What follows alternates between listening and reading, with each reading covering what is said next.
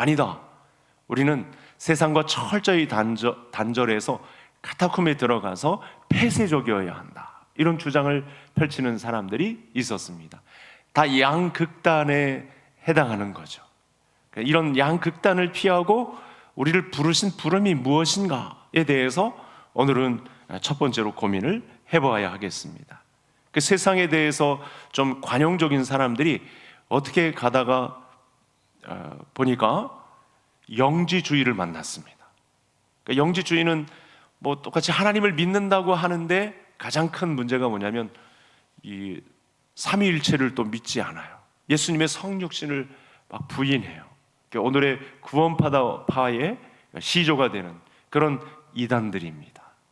또 너무 폐쇄적이다 보니까 그냥 뭐 수명도 같이 짧아지고 그 자녀 세대에 뭔가 비전도 없고 너무 숨어 살다 보니까 그렇게 단절해서 살다 보니까 너무 폐쇄적이어서 사회성도 없어지게 되는 그런 폐단도 있었습니다. 하나님은 믿음을 가지고 양극단에 소속되기를 원치 않으시죠. 균형 잡고 성숙한 그리스도인이 되기를 원하죠. 좀 더 자세하게 말씀드리면 세상 속에 그리스도인이 되기를 원하십니다. 예수님 분명히 가서 모든 민족을 제자로 삼으라 이렇게 말씀을 주셨거든요.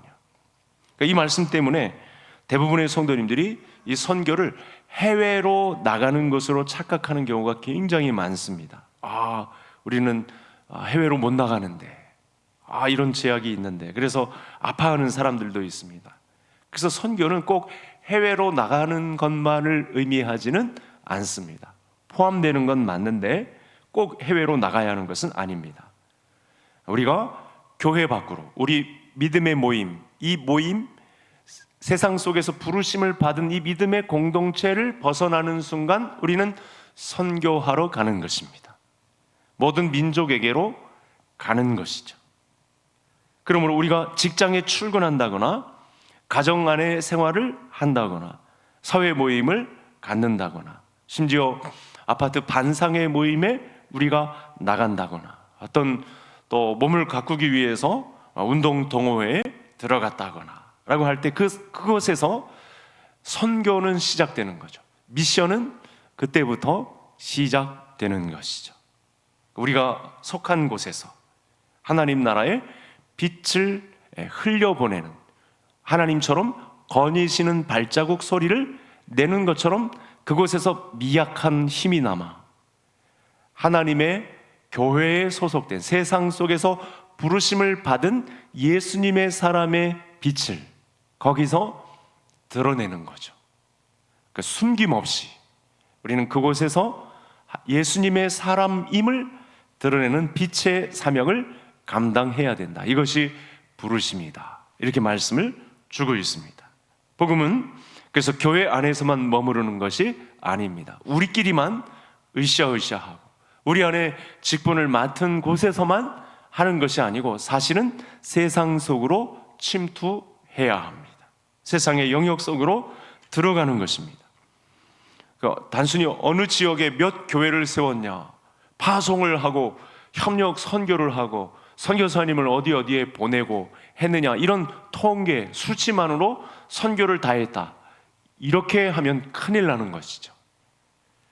각 지역에 세워진 교회로 인하여 하나님의 영향력이 얼마나 들어가 있느냐, 그 한 사람을 통해서 예수님의 빛이 그 사람을 통해서 나타나고 있느냐, 예수님의 빛이 그 사람을 통해서 꺼져가고 있느냐, 소모되고 있느냐, 이것을 미션이라고 한다는 것입니다. 이것이 오늘 고린도 교회에 책망하고 싶었던, 그렇게 전혀 움직이지 않고 우상 숭배에 심취해 있던 이 고린도 교회를 책망하고 싶었던 사도 바울의 말씀입니다. 오늘 다시 말씀드리지만 교회는 건물만이 아닙니다. 교회는 구원받은 하나님의 백성들입니다. 하나님은 이 백성들에게 가만히 있지 말고 세상 속으로 들어가라고 합니다. 그 있는 곳에서 내 빛을 떨어뜨리라고, 내 빛을 거니는 소리를 드러내라고 이렇게 말씀을 하고 계십니다. 사실은 이 문제에 대해서 닫혀 있는 것 때문에 전혀 직장에서, 전혀 가정에서조차 복음의 진리의 빛을 한 걸음이라도 내딛지 못하는 우리의 약간 우스운 그런 모습이 있습니다. 드러내라고 했으면 드러내면 되는데 이게 저 사람에게 뭔가 해가 되지 않을까?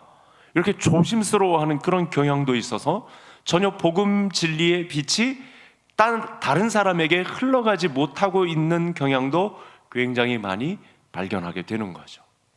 교회 안에서는 직분을 갖고 있는데 한 번이라도 입술을 열어서 예수 그리스도를 믿는 믿음에 대한 이야기를 전달해 주지 않아서 그 사람이 복음을 얻을 기회조차 얻지 못하고 있는 그런 우스운 모습이 연출될 수 있다는 사실입니다.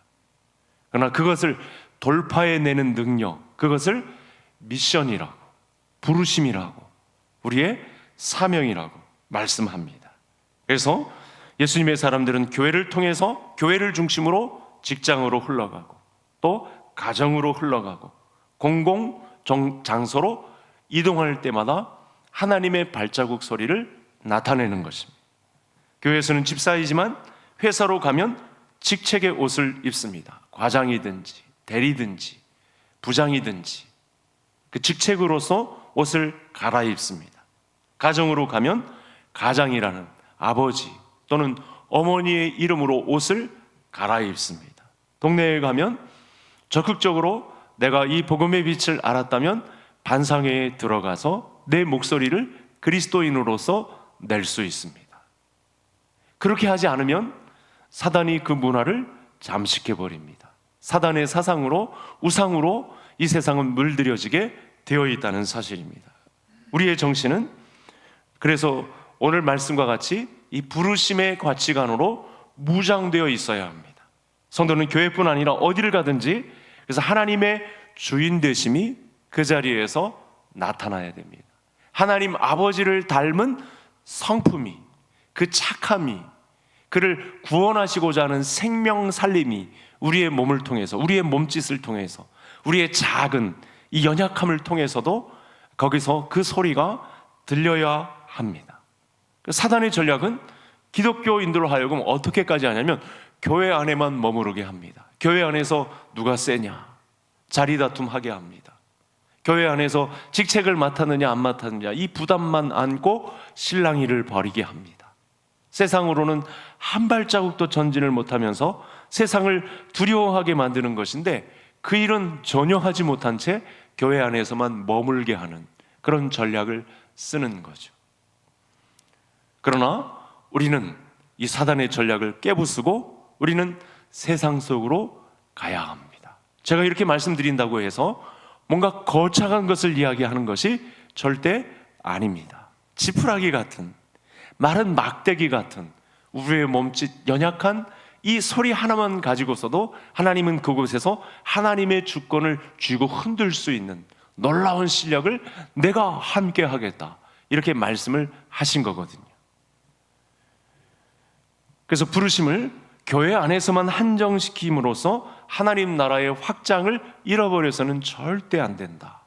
여러분 새해 들어서 우리가 살리는 사람, 살리는 교회의 역할을 우리가 속한 모든 곳에서 하나님의 하나님 되심을 미약한 나를 통해 드러내는 곳에 심각한 고민이 있고 실제로 거기서 그리스도인의 실력을 드러낼 수 있는 그런 부담이 자리 잡는 우리 성도님들의 한 해가 될 수 있기를 바랍니다.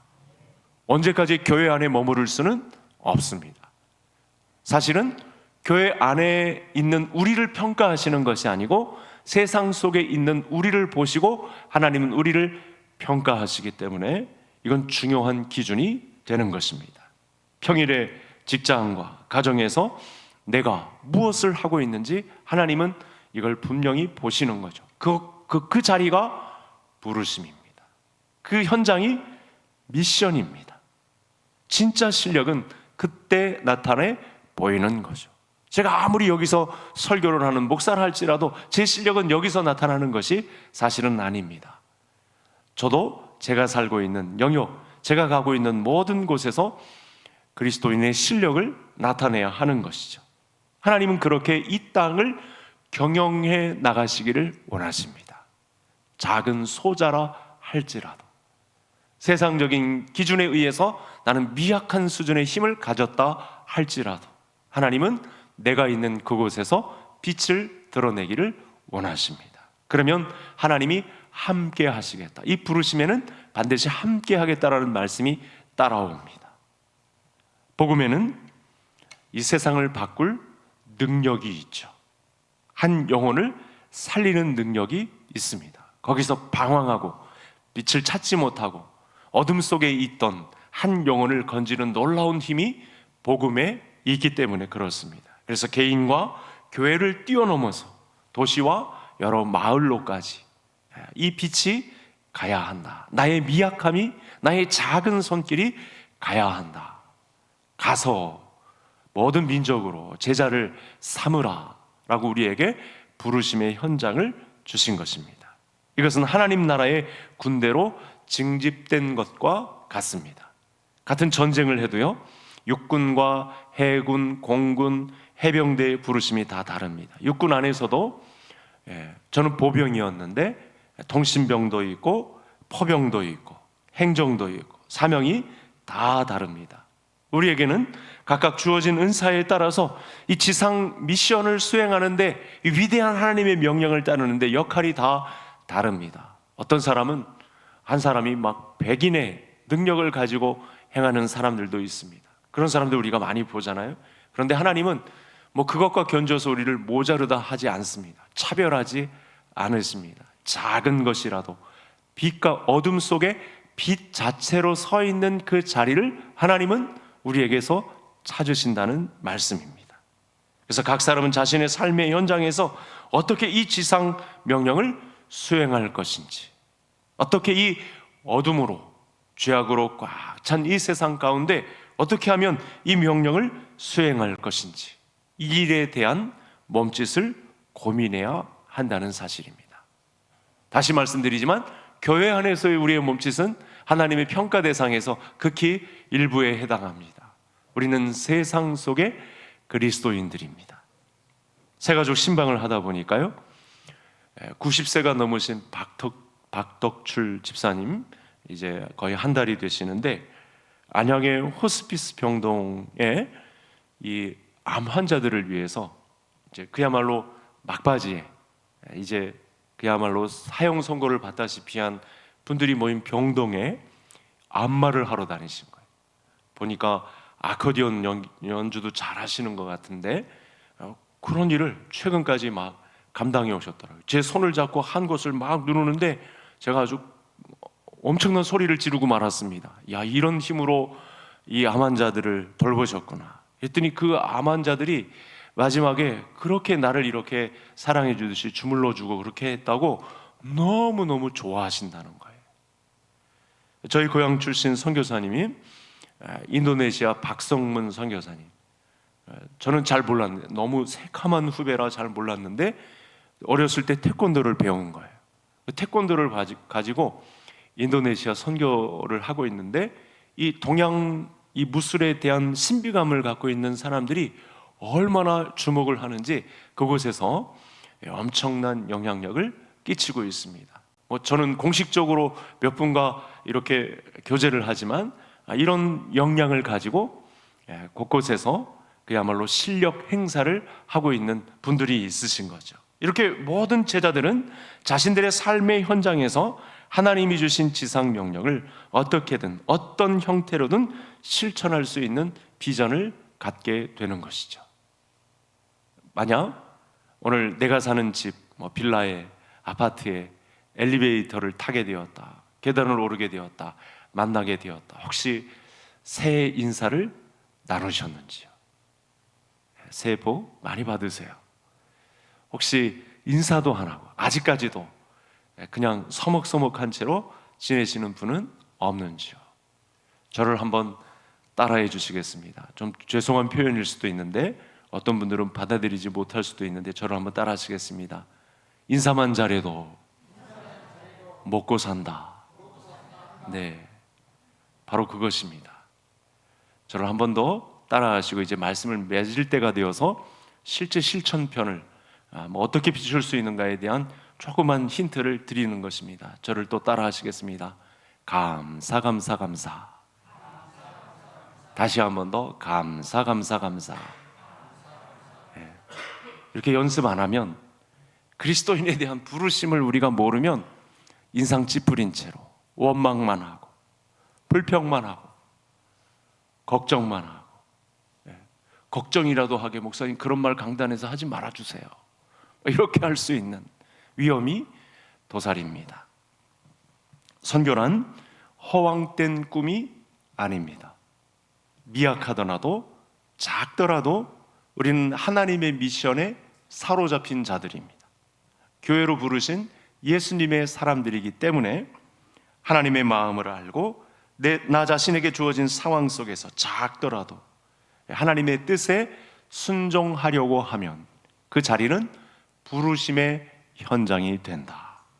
이것을 비전이라고 합니다. 이 고민을 가지고 기도하는 가운데 이 비전이 명확해지고, 관건은 우리 자녀들에게까지 이 미션의 현장이 흘러가서 가족 전체가 하나님의 미션을 수행하는 부르심의 한복판에 있는 우리 개성 가족들 다 되시기를 주의 이름으로 축복합니다. 하나님 아버지 감사합니다.